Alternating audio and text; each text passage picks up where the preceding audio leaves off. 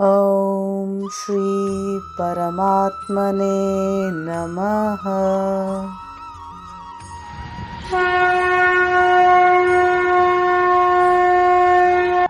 मैं श्रीमद् भगवद गीता हूँ।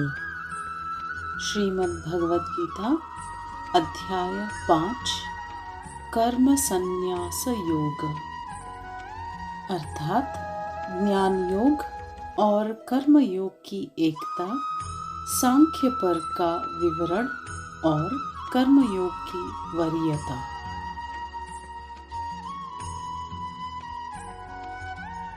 श्रीमद् भगवद गीता अध्याय 5 श्लोक 1।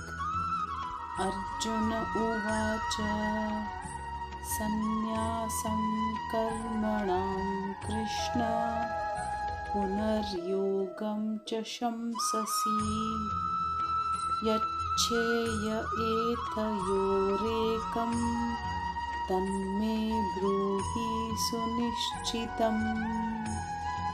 अर्जुन बोले, हे कृष्ण, आप कर्मों के संन्यास की और फिर कर्मयोग की प्रशंसा करते हैं, इसलिए इन दोनों में से जो एक मेरे लिए भली भांति निश्चित कल्याणकारक साधन हो उसको कहिए।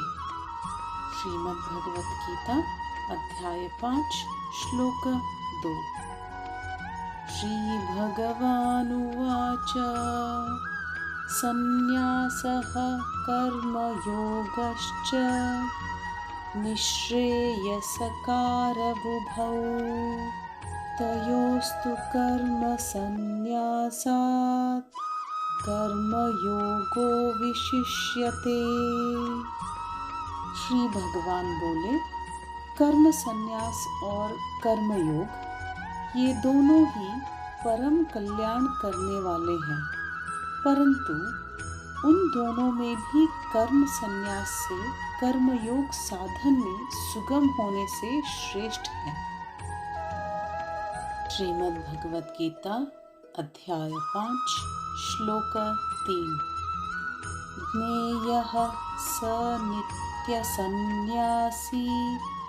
यो न द्वेष्टि न काङ्क्षति निर्द्वन्द्वो हि महाबाहो सुखं बन्धात्ममुच्यते। हे अर्जुन, जो पुरुष न किसी से द्वेष करता है और न किसी की आकांक्षा करता है, वह कर्मयोगी सदा सन्यासी ही समझने योग्य है, क्योंकि राग द्वेषादि द्वंद्वों से रहित पुरुष सुखपूर्वक संसार बंधन से मुक्त हो जाता है। श्रीमद् भगवद गीता अध्याय 5 श्लोक 4। सांख्ययोगौ पृथक् बालाः प्रवदन्ति न पंडिताः एकमप्यास्थितः सम्यक् उभयोर्विन्दते फलम्। कर्म संन्यास और कर्म योग को अज्ञानी ही अलग अलग फल देने वाले कहते हैं, ना कि ज्ञानी जन, क्योंकि दोनों में से एक में भी ठीक प्रकार से स्थित पुरुष दोनों के ही फल को प्राप्त होता है। श्रीमद् भगवद गीता अध्याय 5 श्लोक 5। यत्सांख्यैः प्राप्यते स्थानं तद्योगैरपि गम्यते एकं सांख्यं च योगं च यः पश्यति सः पश्यति।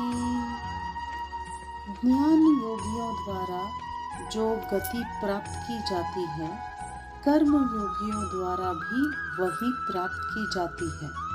इसलिए जो पुरुष ज्ञान योग और कर्म योग को फल से एक देखता है, वही ठीक देखता है।